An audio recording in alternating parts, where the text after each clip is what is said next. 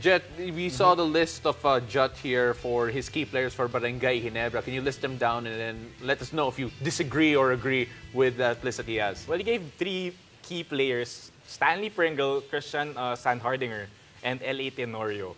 I mean, right off the bat, like Stanley and Christian, I think they're the two core players that are newest on the team. Yeah. I want to ask Jutt, what what do they need to do, or how are they so crucial, especially in this upcoming game?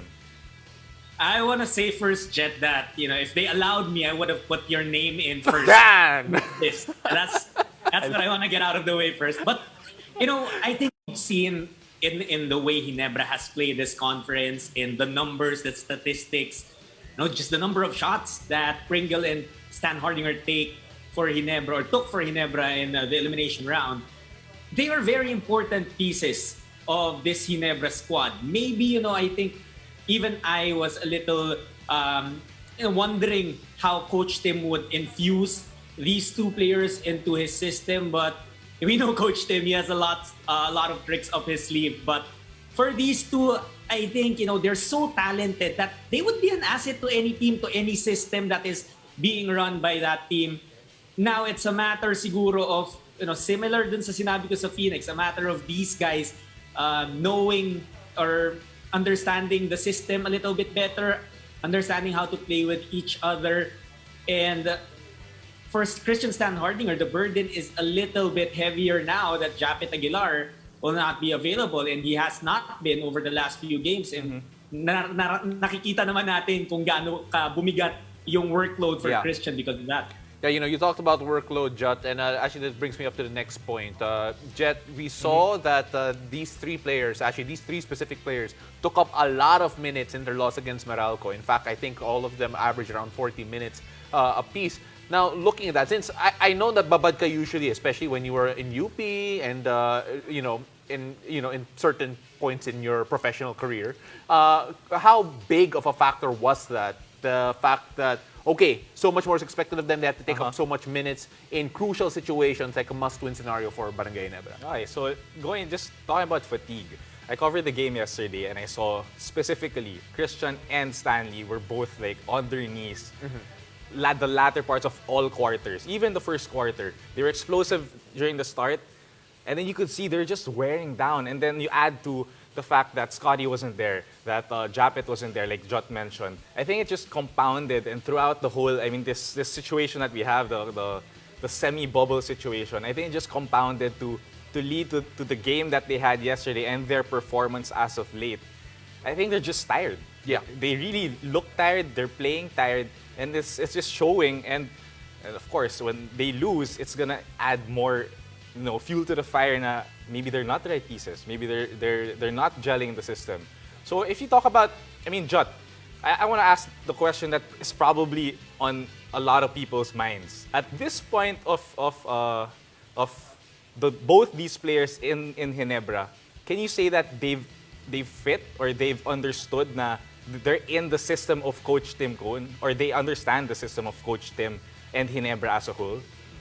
I do believe in more than the talent that we mentioned earlier, in really the understanding of the game of these two legitimate bona fide superstars of our league, and who have also played in the national team, where sometimes coaches move every now and then, and you also have to adjust to different situations and leagues. I think they understand what they have to do. But chemistry, Jet, I know somehow you agree with me. Sometimes even if you understand, everyone in the team understands what needs to be done as individuals, as a unit. Yung chemistry, if it's not at that level yet, at that standard that's being required by the coach, by everyone in that team, hindi agad magre-reflect eh. And I know Ginebra understands where they want to be and where they need to be, especially for that game against Phoenix. But will they be able to get there in time for that knockout game is possibly the question. You brought up getting there on time, and that actually brings me to the Phoenix key players, because we have Matthew Wright, Jason Perkins, and Justin Chua. Matthew Wright, in general, this particular conference doesn't look as lethal as he did last season. He's had stretches where he missed a lot of shots. Obviously, he still has that clutch gene. He's had a couple of game winners already. And when you look at Matthew Wright and the rest of the supporting cast, we mentioned Perkins and we mentioned Chua. What gives you hope for them, despite the fact that they haven't been firing at all cylinders this particular conference, Jutt?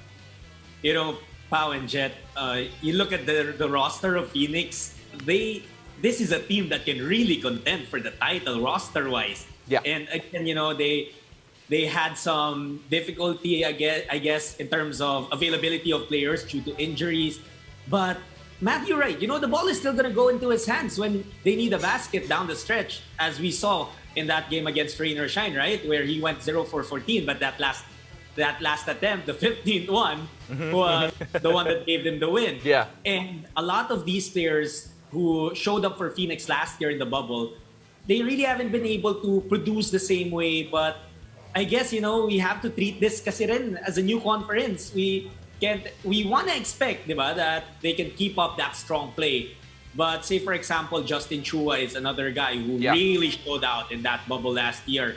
And he's a stretch big. He can hit the three for Phoenix, but from shooting 42% in the 2020 bubble, he's down to just 9% shooting. And, that kind of changes. And the reason why I put him in that list on top of possibly siguro Chris Banquero would be, a bigger name perhaps. But with the recent report of Vic Manuel being unavailable tomorrow, then Justin might have to play a little bit more minutes and might have the responsibility of trying to match up against Christian Standhardinger. You brought up a good point. And just for a moment here, Jutt, I'm going to make Jet an analyst because we also have to talk about Perkins, because Perkins in general has had a great season. He's, in fact, that he looks like may konting angas na siya in his eyes. You can see ever when since, he plays it. yeah. I know ever since, but now this time around it feels a bit pronounced. What do you have to make about his play and how important is he going to be against Ginebra? Well, he's just come into his own now. I think that he knows his role, he knows his identity. I think he's just really comfortable. I mean, he was playing great. But this conference in particular, I think it's just the confidence that he has now. I think Jutt can agree with me. And he will be a big key because after Matthew, I think he's the one that really is capable of taking up that scoring role. When Matthew's not shooting well, it's Perkins for sure.